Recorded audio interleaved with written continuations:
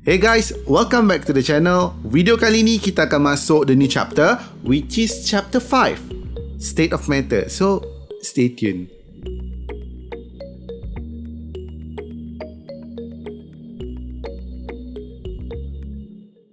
Hai, Assalamualaikum. Welcome back to the channel. Episod kali ni kita akan masuk the new chapter, which is chapter 5 dalam syllabus kita, iaitu State of Matter. Okay, so untuk chapter 5 ni, State of Matter ni kita ada 4 subtopik.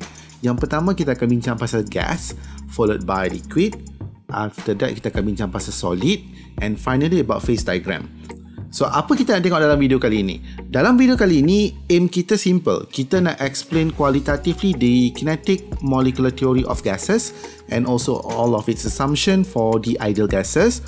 Kita akan define and explain the Boyle's law, Charles law and Avogadro's law. Lepas tu kita nak lukis and interpret the graph for Boyle's law and also Charles law. Before kita discuss dengan lebih mendalam apa yang kita nak belajar pada hari ini, why not kita tengok the state of matter first. Okay, di sekolah kamu dah pernah belajar, kita ada 3 state of matter which are solid, liquid and gas. And kita tahu, proses kalau dari solid nak pergi liquid itu adalah proses melting, dan proses dari liquid nak pergi gas adalah proses boiling. Kalau kita ubah balik daripada gas pergi liquid, itu adalah proses condensing, and daripada liquid pergi solid itu adalah proses freezing. Okay, and kalau daripada solid dia terus jadi gas, itu adalah sublimation. Okay, and untuk gas jadi solid itu adalah deposition. Ini adalah nama-nama proses yang berlaku dalam state of matter. Dalam video kali ini kita akan tengok in term of kinetic molecular theory of gases. Okay, so it is actually proposed by Rudolf Clausius in 1857. Okay, kinetic molecular theory of gases ni dah digunakan untuk describe the behavior of an ideal gas. Ideal gas is actually a gas that obey this equation, which is PV is equal to nRT. PV nRT is known as ideal gas equation. Yang ni kita akan tengok dalam episod yang kedua nanti. Okay, so why not kita tengok apa yang ada dalam kinetic molecular theory of gases. Dalam kinetic molecular theory of gases, kita akan cakap gas molecules actually are spaced apart from each other. Dia duduk jauh antara satu sama lain. Okay, dan dia ada mass. Mass dia dalam bentuk point mass. Okay, and the volume of molecule gas are negligible. Dan kita cakap volume of gas tu actually sama dengan volume of the container yang dia occupied. Okay, itu yang pertama. Yang kedua, kita cakap tidak ada intermolecular forces which are attractive atau repulsive forces between the molecule. So kita kata kalau ada IMF tu, IMF dia hanyalah negligible. Gas molecules are in a state of motion, inconsistent movement yang sentiasa bergerak.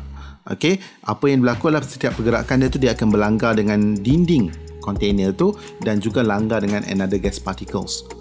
Okay, another thing is the molecular collision are perfectly elastic. Bermaksud pelanggaran antara gas particle tu atau pelanggaran dia dengan wall of the container tidak hilang energy tu.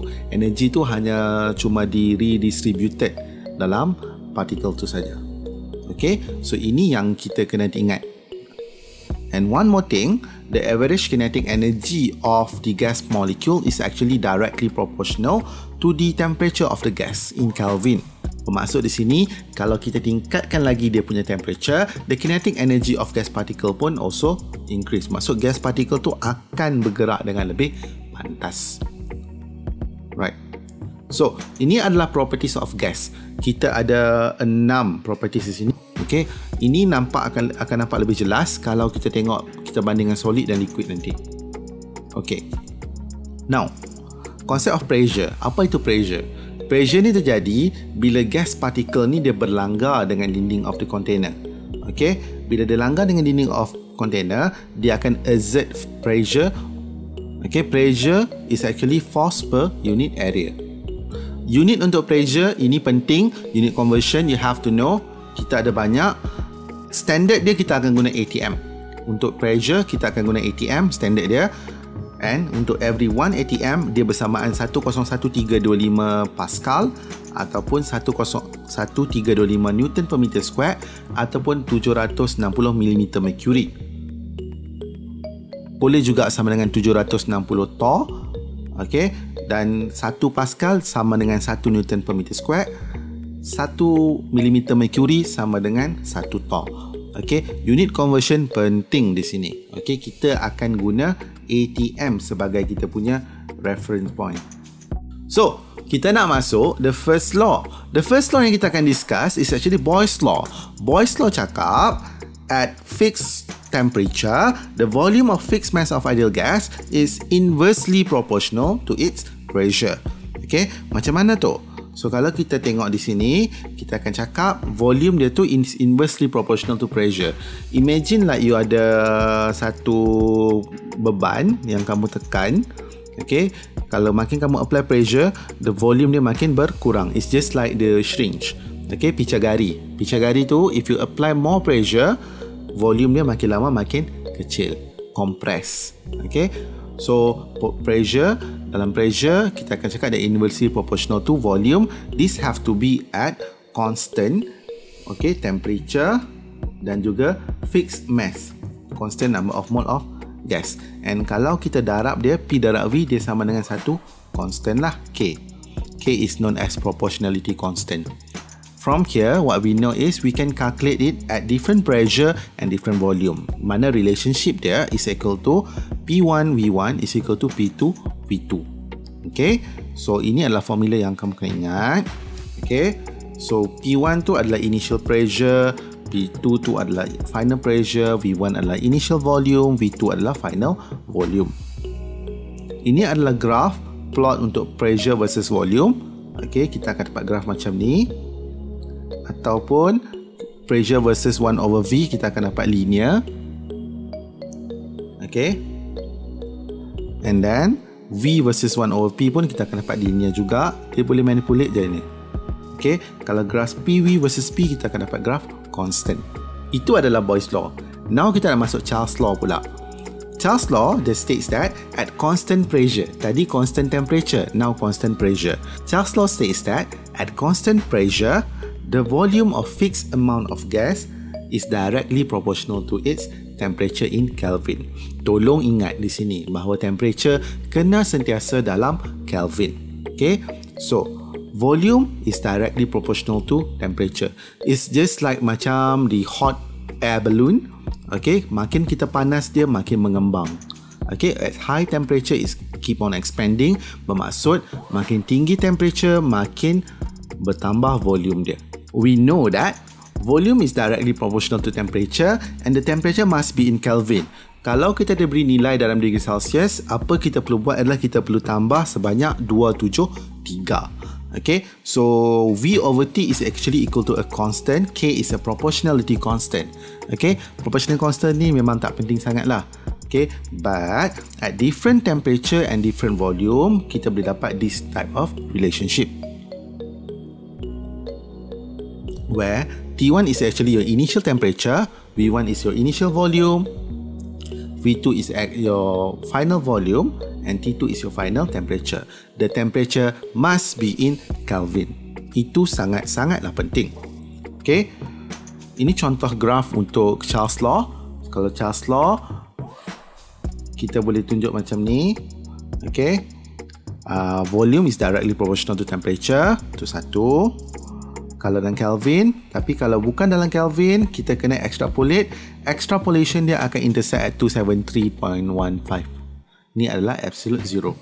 Now, kita nak tengok the next one. The next one is for Avogadro law. Untuk Avogadro law, kita akan cakap volume of all gases at same temperature and pressure will have the same number of gases particle.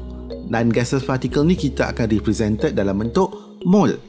So, kita akan cakap volume is directly proportional to number of mole. So, V is equal to Kn atau V over N is equal to K. K is a constant lah. So, daripada sini kita boleh kata V1 over N1 is equal to V2 over N2. So, ini ada kita dah tengok Boyle's law, Charles' law and Avogadro law. So, another one yang kita boleh tengok adalah actually kita boleh combine Boyle's law dengan Charles' law. Nama dia adalah General Gas law. Untuk Boyle's law, kita cakap volume is inversely proportional to pressure, and Charles' law kita cakap volume is directly proportional to temperature. So, kalau kita combine ni dua ni, dia akan jadi volume is directly proportional to T, inversely proportional to P, ataupun PV over T is equal to K. Daripada sini kita boleh buat lah. P1 V1 over T1 is equal to P2 V2 over T2. Okay, at constant number of mole of gases. Okay, so nampak macam banyak kan gas law yang kita dah belajar, baru 4. Okay, why not kita try a few examples. Okay, the first example, kita diberi a sample of oxygen gas occupy a volume of 2 liter at a pressure of 1 atm. Calculate the pressure of gas if the volume is increased to 5 liter at constant temperature. Okay, so di sini apa yang kamu perlu tahu adalah the first thing is you have to extract your information. We were given a volume of 2 liter and pressure is equal to 1 atm. Calculate the pressure of gas if the volume increase. So kita ada perubahan volume. Okay, so V2 increase to 5 liter and dia nak minta pressure yang baru. Itu berapa? So ini adalah information yang diberi. So dari sini saya tahu ini adalah problem untuk Boyle's law. Kenapa? At constant temperature. Ada perubahan volume situ. Kita tahu untuk Boyle's law P1 V1 is equal to P2 V2. Okay, so kita nak cari P2. P2 is equal to P1 V1 over V2. So long ingat bila exam guna ada formula, lepas tu you substitute your P1 is equal to 1 atm, volume you adalah 2 liter and temperature you volume yang 2 adalah 5 liter. So you akan dapat is equal to 0.4 atm. Okay, so logik lah, bila makin besar volume dia, pressure akan jatuh. Okay, sebab dia inversely proportional. Kita tengok example yang kedua. For second example, we were given the pressure of a sample of hydrogen gas is 50 ml. So ini adalah maklumat yang diberikan kepada kita. So kalau kita tengok sini, ini pun adalah problem untuk Boyle's law sebab ada perubahan volume. So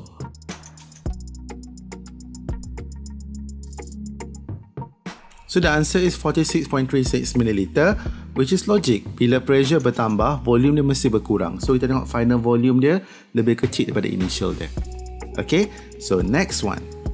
So we were given a 2 vessel. Kalau 2 vessel kat sini, dia ada satu stopcock di tengah ni. Okay, ini adalah stopcock. Stopcock ni kecil macam penutup lah. So dia tanya, determine the pressure of N2 after the stopcock is open. So apa jadi pada pressure of N2? So awalnya pressure of N2 adalah 1 atm. Bila kita buka stopcock ni, volume dia akan bertambah.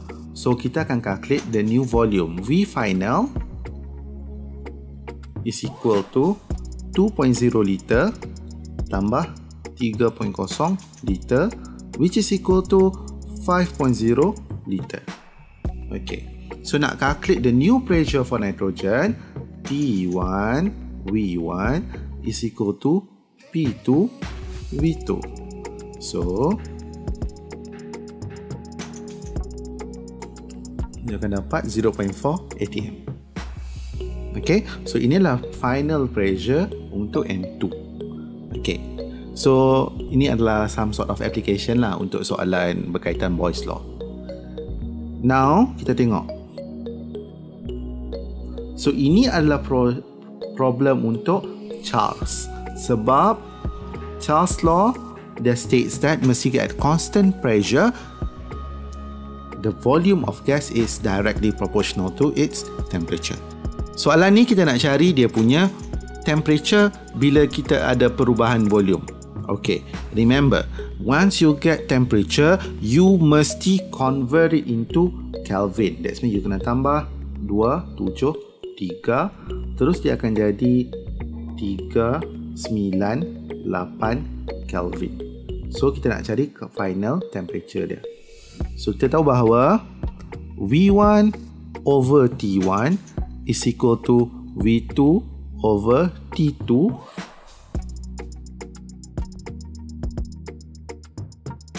so kita akan dapat temperature yang baru adalah 191.54 Kelvin.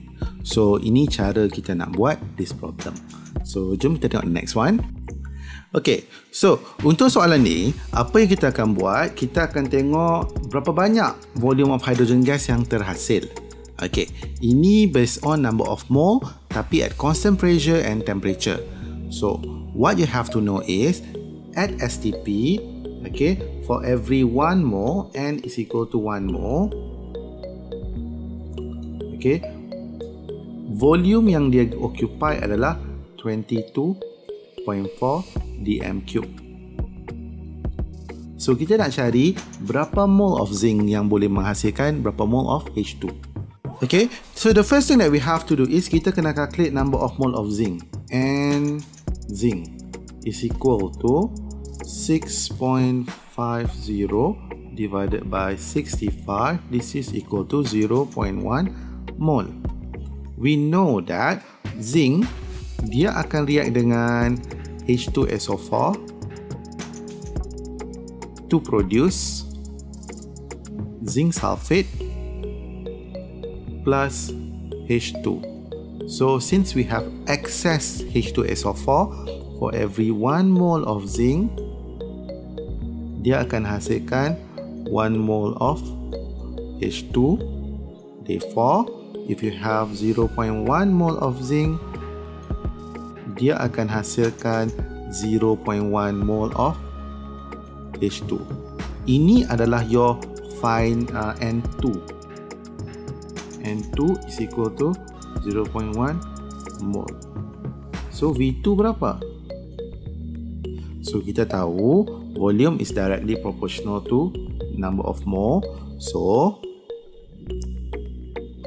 V1 over N1 is equal to V2 over N2.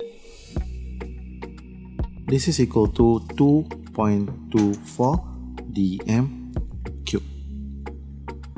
So ini adalah cara macam mana kita solve Avogadro punya problem. Okay, dia simple sikit lah berbanding yang tadi. Now kita tengok the next one. So example 6 ni agak pelik sikit because we have volume, pressure and temperature. Dah berubah jadi volume and temperature yang baru. Dia minta kita cari the final pressure. Okay, dia kata kita assume number of mole dia sama. Ini basically yang kita combine Bohr's law dengan Charles law. So kita tengok, given kat kita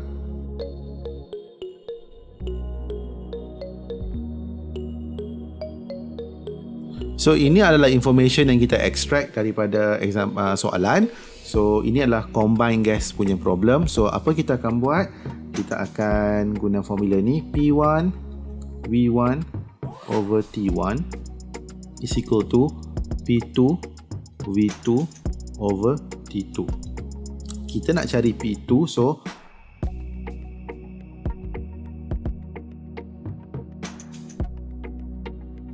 kita akan dapat the final pressure dia akan jadi 1519.33 torr. So ini adalah sebahagian daripada example untuk Bohr's law, Charles law, Avogadro and also combine. Okay, so daripada sini kita dah tengok lah, okay, macam mana application dia and so on. So I really hope you try to understand this video. So don't forget untuk revise balik, try rewatch, try to do all of those examples dalam video ni, try to attempt all the tutorial questions. So I hope you really enjoy this video. Ingat, ibarat gas ni, dia memang pergerakan dia sangat laju tetapi dia sangatlah terarah. So sama juga macam kehidupan kita, letakkan satu matlamat, pastikan anda cuba capai matlamat tu dengan sedaya upaya usaha anda. So that's all for this video. Thank you for watching. See you next time. Assalamualaikum and bye.